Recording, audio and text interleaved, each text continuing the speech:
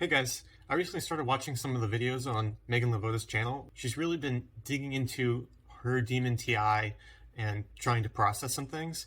And it's really interesting to see how similar a lot of the thoughts that she has been coming out with are things that I've been processing as well. I guess it shouldn't be super surprising considering we're both ENFJ. She's really been looking at this idea of discernment for TI, like personal discernment. How do I make decisions for myself? How do I decide that something is true for myself without needing others to validate what I'm thinking? And that's definitely something that after getting my type, I'm more and more starting to see in myself. I originally thought I was savior TI, and there's some different reasons for that. It's kind of more interpretation, understanding saviors versus demons, which is super important to really understand how that works. Meghan came to this realization recently that there are parts of herself that she has to decide for herself. She can't have others help her decide and determine what is true and what isn't. I'm not sure if she went into any real specifics with the video I was watching, but this is really just an idea of personal truth.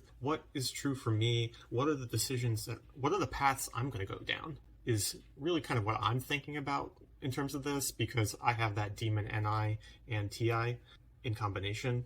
Meghan is savior NI.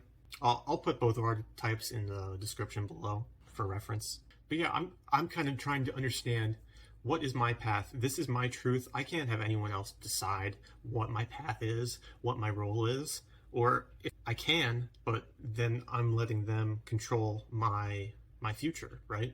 I'm giving away my chance to make that decision for myself. I think a lot of the time with Demon TI, you're kind of in this state where you are sort of discounting your opinion because your opinion doesn't matter as much in that realm of FE. You're just trying to balance and harmonize within the tribe. If I bring out my opinion, it might cause some disruption to that. So I kind of have to withdraw and pull that opinion back because that opinion can disrupt what's going on. I see myself as someone that's responsible for the vibe in the room. So naturally, I'm kind of, if I have a truth that I think is going to disrupt that vibe, then I'm sort of naturally pushing down my thought that would cause some sort of disruption. When the vibe is already messed up and I feel like I do have something that could help, that's a situation where I feel like I can jump in. So a lot of the time I see myself kind of withdrawing, and I guess there's like that idea of the wallflower kind of thing, sort of withdrawing to the side and just kind of watching and waiting for some sort of disruption to the vibe to happen for my role to be enacted. But obviously that's not always a good thing. Sometimes I need to be bringing my truth forward. Sometimes I'm the one with the information. I'm the one that might know what is right, especially at something like work. A lot of the time I'm just sitting there waiting for others to ask if they want my opinion rather than putting it out there. So I might have something, but I feel like it's going to distract or pull away from what we're currently doing. My cat's on my lap. And part of this for me with my personal type is sort of a blast last type thing. I really kind of struggle to build on that sort of known information, synthesizing what is going on and really contributing to the tribe. Just repeating information back in a synthesized form in the moment can be difficult for me. So sometimes I'm just trying to gather all that information and I'm gonna like wait to process that later. So there's some like sleep component to that, but it makes it a little difficult for me to jump into the conversation without feeling like I'm just gonna like disrupt what's going on. I recognize that I'm someone that kind of needs some time to process what's going on before I can even ask like a pointed question, because sometimes you just get so much information and then you're not sure what a good question to ask is because you're so out of your element. I assume others deal with this sort of thing a lot. Maybe not so much the blasters. I'm not sure, because they're just sort of absorbing things in a way that allows them to repeat things back and want to build. I guess their minds are sort of focused on how they can build slowly on what they've been given. But for me, it always feels like I'm getting so much diverse information and it's not necessarily building on something I already know. And that could be difficult to really form a good question. And maybe that's on me, the old adage, there's no such thing as a stupid question. But a lot of the time I can feel like I am disrupting by asking a question that is that is me just like not being able to follow what's going on. Like I guess I'm blaming my TI for not being able to process what's going on fast enough in the moment to keep up with the conversation. So I don't want to hold everybody up, but I am sort of learning that it might not just be me, right? And these aren't new ideas. I've definitely heard this kind of thing before, but I guess in certain situations it becomes almost a matter of role. Like, is my role to really understand this information, or is my role to kind of contribute when I'm the person that's knowledgeable? This is something I kind of am dealing with at work. So I'm trying to understand what's holding me back from asking these questions. Is it my ability to discern? Is it my fear that others will judge me? It often feels like I'm just going to slow things down by trying to understand this. So I just withhold the question because I don't want to slow things down. If everyone else is good to go, then I guess I'll figure it out later. I don't want to make a meeting suddenly about me and my understanding. So my manager actually has a pretty good approach to this, and I think he is lead FE as well, in that he will say, maybe it's just me, but I don't have the information here. Does everyone else? So he'll kind of like check everyone else in terms of their understanding to sort of make sure they're all on the same page. And that can be kind of hard to read the room, especially on calls, because people can't just look around and be like, yeah, I guess I'm kind of confused as well. They have to actually unmute and say, yeah, I'm not following this either. So that can be kind of an uncomfortable thing to do.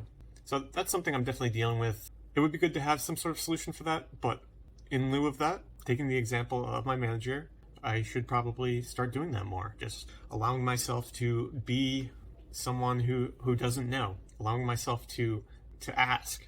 I think part of it is feeling like I have that sense of responsibility to know information. I have that consume as a savior. So it does feel like, oh, I should know this. I should pay attention rather than stop and say like, wait, I don't know what's going on here.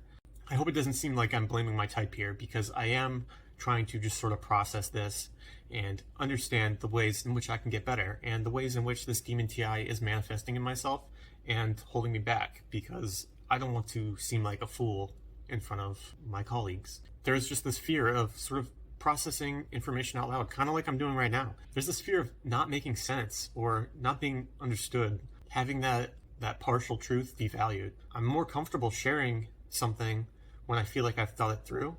Because I'm so focused on the realm of FE, I'm not thinking all these things through. I'm being pulled in so many different directions, so many different things that I feel are valuable, that I'm not necessarily specialized in any one area. And that's something that's hard for me. I would like to be sort of a specialist in one area, but at the same time, then I'm not going to be able to help people with something else that they need. So it can be really challenging to balance that need to sort of support others and feel like I'm able to bring the value that they need when they need it, with that sense of self, that feeling that I don't have all the answers. I don't have what people need. I can't solve all their problems. And if I put myself out there and make myself look like a fool, then they're gonna start to devalue me in some way. There's also this aspect of, I know how hard it was for me to put this information together in certain places, the places that I do feel confident, and I do want to share that information, right? I see how difficult it is for me when something just doesn't make sense. And I want to be able to provide that clarity for people so that they can feel that sense of relief when they feel that they understand something. So I guess I fear that I'm putting misinformation out there. And this is where it kind of ties back to what Meghan was talking about with that sense of discernment. I want to know that what I'm putting out there makes sense to others. Because if it doesn't make sense to others, maybe it's bad information. Maybe I shouldn't be spreading that. Maybe I'm just going to confuse other people like me who are struggling like I might have been. So it's really important for me to have that information validated in terms of, is this useful to people? Is this helping them understand themselves better? Or am I just muddying the waters more? That idea of muddying the waters, that's something that's really important to me. I spend my time filtering through a lot of what I think of as, crap. I don't know. Maybe that's just the consume thing. I spend a lot of my time filtering through information, trying to find these truths. And I know how much work it takes. I know how much time it can take to really find one of these truths and really wanting that to be valued at the end of the day. Like it comes back to the saviors, right? I want that time to have been worth it. I want to contribute to the conversation in a way that's valuable to people. I want to help. So yeah, I can often devalue my opinions because I want to make sure that they're right.